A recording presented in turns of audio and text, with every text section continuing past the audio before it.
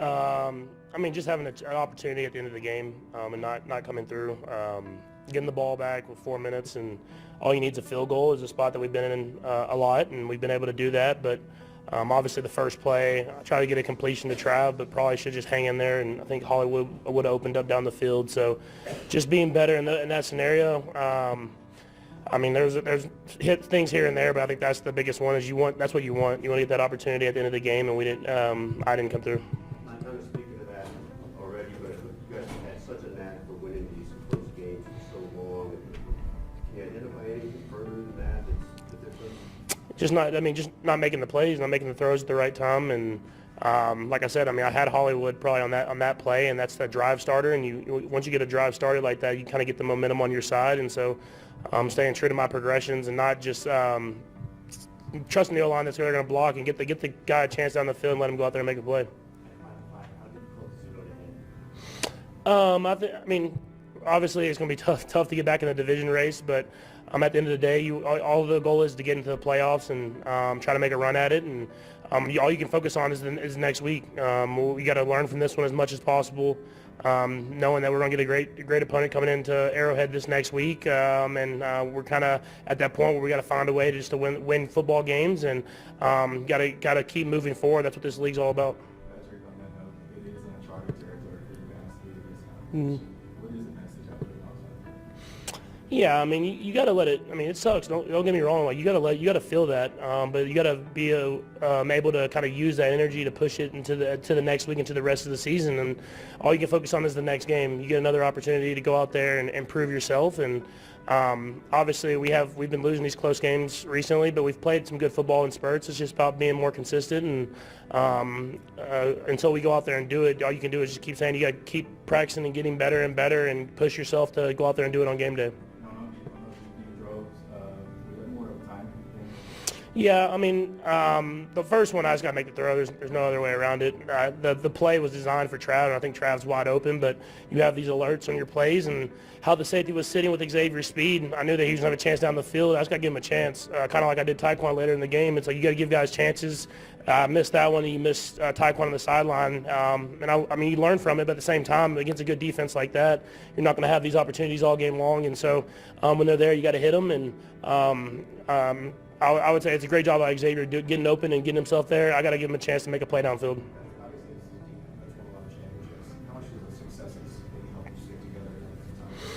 Yeah, I mean, it's not always been just championships. We've dealt with adversity, and guys have learned and gotten better from it. I mean, obviously, this is something that we haven't dealt with so early in the season. But at the same time, I mean, I know the guys in that locker room and know how they're going to respond. And all we can do is stick together and push ourselves to be even better, and try to do what we can to win this next week. Is that the sort of thing where you feel the need to say something specific to the guys that you beat today, or anything like that? No, not necessarily. I mean, I think Coach Reed says it when he kind of talks to us at the end of games and stuff like that. And it's always about the next week. And like I said, you gotta feel it. I mean, it sucks losing this football game, and when you think you have a chance to win it, and you don't do that, and kind of get yourself behind. But at the end of the day, all you gotta do is find a way to get in. And we got a lot of games ahead of us, and we're gonna do our best to put ourselves in a position to go out there and play our best football each and every week.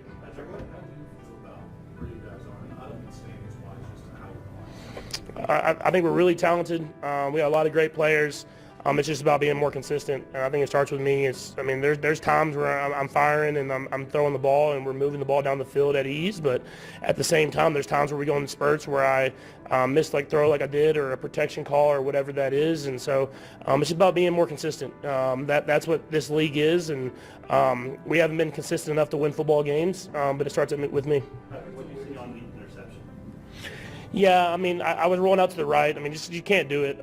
But I thought I'll have to look on the film. I thought I had Elijah kind of down the sideline, and I was going to give him a chance, and I just didn't throw it high enough. At the end of the day, I got 29 to go to me because he was guarding him, and I didn't throw it high enough. He jumped up and made a good play. So, I mean, I've made that throw before. But at the same time, with the type of football game we're in, don't put the ball in harm's way. Take the 3 points and move on to the next possession.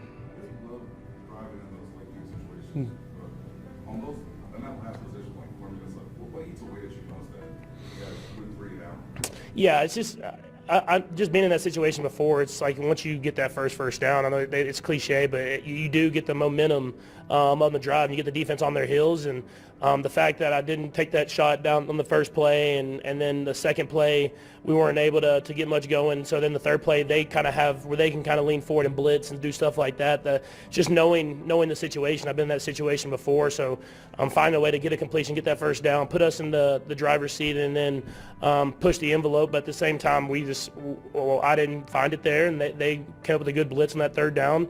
So they didn't give us give myself much of a chance. Last two, Pat and Steve, go ahead. I know came in a loss, but Travis Hudson came in all kind of cheese touchdown under, I guess. What's that mean? Yeah, I mean, he deserves it. I mean, the work that he puts in every single day. I mean, obviously, people watch the gameplay and like the game days and playing on the field and stuff like that. But he's a leader, man. He's someone that comes to work every single day and puts the time in. And so it just speaks to the person that he is, that he's able to go out there and break that record. And that was a great play in the big moment in the game. That's when he usually makes his big plays. Last one, Steve. Patrick, you talked about how tough this Broncos defense is. How's your offensive line look? So they did a great job, you know. That's a good defensive line on all five positions, and they have guys that come in, and so they did a great job. Caliendo hopping in there at one point and doing it and holding his own as well, and so I'll be good for them going forward. But at the same time, I got to utilize that and make those throws down the field whenever they do give me that time. So just about being more consistent for myself. But I thought they played a good football game today. Thanks, Patrick. Thanks, Patrick. In the thin air of Empower Field at Mile High, Patrick Mahomes' voice cracked like a thunderclap, fading into silence.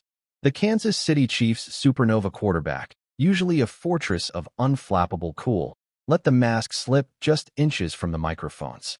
This one, it hurts different, he whispered, eyes glistening under the harsh stadium lights, as he dissected the 22-19 stab to the heart against the Denver Broncos.